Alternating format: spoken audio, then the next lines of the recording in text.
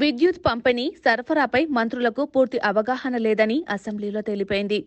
విద్యుత్ సరఫరాపై శ్వేతపత్రంలో ఒకలా, మంత్రులు మరోలా మాట్లాడి నిండు సభలో తమ మధ్య సమన్వయం లేని విషయాన్ని బయటపెట్టుకున్నారు. మంత్రులు పరస్పర విరుద్ధంగా మాట్లాడటంతో మాజీ మంత్రి జగదీష్ రెడ్డి ప్రభుత్వాన్ని ఇరుకున పెట్టారు. ఇలా ఎవరికి తోచినట్లు వారు మాట్లాడి ప్రజల్లో చులకన కావొద్దని మంత్రులు ముగ్గురు కూర్చొని చర్చించుకొని మరోమారు శ్వేతపత్రాన్ని తయారు చేయాలని చురకలంటించారు.